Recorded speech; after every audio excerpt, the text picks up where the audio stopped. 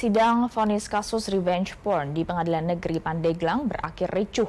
Keluarga korban emosi lantaran agenda sidang putusan dengan terdakwa Alwi Hussein ditunda. Sidang putusan kasus revenge porn dengan terdakwa Alwi Hussein digelar pada Selasa siang. Tetapi saat dimulai, agenda sidang tiba-tiba berubah. Agenda sidang yang awalnya pembacaan putusan akhirnya ditunda. Secara tiba-tiba, agenda berubah menjadi pledoi atau pembacaan pembelaan dari terdakwa atas permintaan kuasa hukum yang kemudian dikabulkan oleh majelis hakim yang diketuai Hendi Eka Chandra. Sontak keputusan ini membuat anggota keluarga korban yang hadir di ruang sidang emosi. Sontak keputusan ini membuat anggota keluarga korban yang hadir di ruang sidang emosi.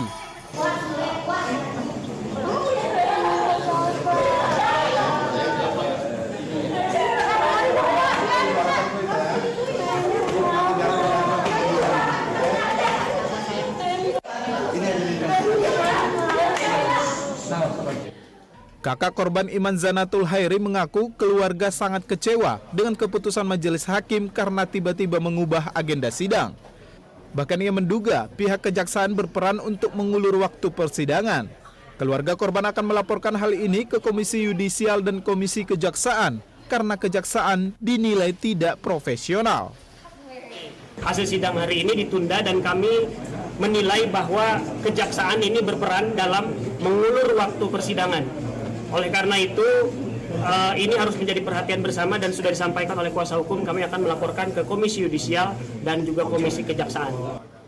Sementara itu, juru bicara Pengadilan Negeri Pandeglang, Panji Ansuwinarta mengatakan, penundaan vonis dan membuka kembali persidangan merupakan kewenangan majelis hakim dengan menggunakan Undang-Undang KUHP Pasal 182 Ayat 2. Ya, jadi memang hari ini adalah perkara terdakwa Alwi disidangkan dengan agenda putusan.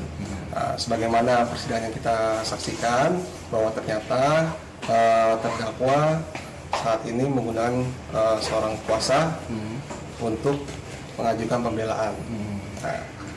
Pembelaan tersebut disampaikan secara tertulis sehingga majelis hakim menggunakan pasal 182 ayat 2 yang menjadi kewenangannya untuk membuka kembali suatu persidangan apabila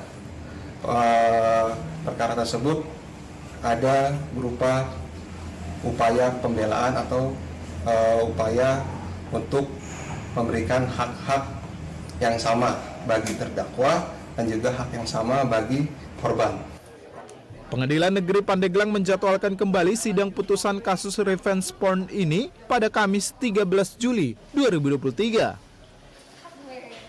Ibnu Malik, Pandeglang, Banten. Kita bahas kasus ini bersama dengan kakak korban, Mas Iman Zanatul Hairi. Mas Iman, selamat sore. Selamat sore, suara saya terdengar? Terdengar yang jelas. Mas Iman, keluarga atau Anda spesifik mengatakan bahwa kasus ini ajaib. Apa dasarnya Anda mengatakan itu, Mas Iman? Iya, memang sejak awal kami menghadapi proses hukum, banyak beberapa kejanggalan yang sudah kami sebutkan sejak awal ya. Misalnya? Halo, suara terdengar? Terdengar, Mas Iman. Apa contohnya kejanggalan yang Anda maksud? Iya, yang pertama adalah pada saat ini pertama kali disidangkan kan kami dari pihak keluarga tidak mengetahuinya ya. Kami baru tahu pada sidang kedua, itu pun ketika adik kami dijadikan saksi atas kasus ini. Lalu kemudian seperti saya sebutkan kemarin, secara tiba-tiba pelaku yang selama sidang sebelum-sebelumnya tidak memakai pengacara, tiba-tiba memakai pengacara, lalu kemudian meminta kepada hakim untuk membacakan pledoi secara tertulis. Padahal pada sidang sebelumnya pada tanggal 27 Juni 2023, pelaku ini diberi kesempatan untuk melakukan pledoi. Dan pelaku melakukan pledoi secara lisan dan sudah disampaikan apa yang ingin pembelaan yang ingin disampaikan.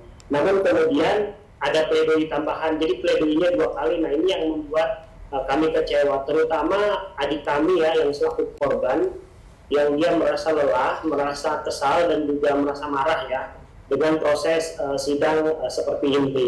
Makanya kemudian kami memang masih menyusun ya, sesuai dengan apa yang saya sampaikan, laporan ke Komisi Kejaksaan dan juga laporan ke Komisi Yudisial.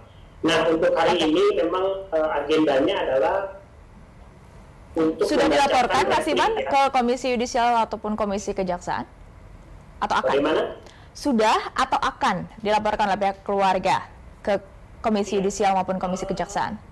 Belum kami kirimkan karena draftnya ini ada beberapa hal yang perlu dianalisis dulu argumentasinya, sehingga kemudian masih dalam proses penyusunan draftnya seperti itu. Pengadilan mengatakan bahwa memang ini adalah kewenangan hakim. Keluarga menilai seperti apa? Iya, kalau soal hukum acara kami tentu itu bukan wilayah kami, nanti akan kuasa hukum jelaskan. Namun saat itu juga hadir guru besar ahli pidana yang mengatakan bahwa meskipun ini sifatnya tafsir, tetapi kemudian seharusnya jaksa hari itu bisa menolak gitu ya, bisa menolak pledoi yang secara tiba-tiba ya. Padahal saat itu agendanya adalah vonis ataupun keputusan. Gitu. Jadi kami hanya akan melaporkan sesuai dengan apa yang terjadi di lapangan dan apa yang proses hukum yang kami kira itu adalah janggal gitu. Oke. Adapun kemudian apa yang disampaikan hakim dan juga jaksa ya silakan saja. Selain pengadilan kemarin yang ditunda putusannya, ada kejanggalan-kejanggalan sebelumnya yang juga dinilai atau dilihat oleh keluarga korban? Kami kira sejak sidang pertama kami tidak diberitahu dan sidang-sidang setelahnya, kalau tidak salah sudah sampai 7 kali sidang kita, kejanggalan yang paling umum di Pengadilan Negeri Pandeglang itu adalah selalu saja ketika kami menunggu untuk persidangan dimulai, justru keluarga terdakwa ini selalu mendapatkan informasi terlebih dahulu. Jadi kami tuh seringkali uring-uringan mencari di mana ruang sidang dan kapan akan dimulai.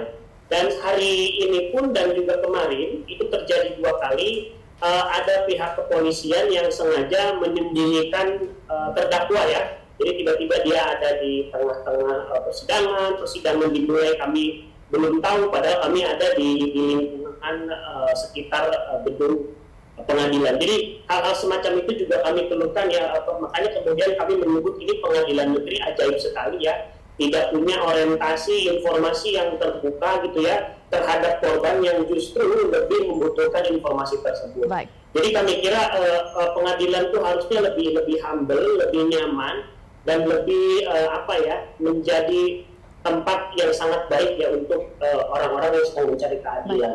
Kita lihat nanti bagaimana sidang lanjutan yang akan berlangsung besok. Terima kasih banyak Mas Iman Zainatul Hairi sudah bergabung bersama dengan Berita Satu Sore.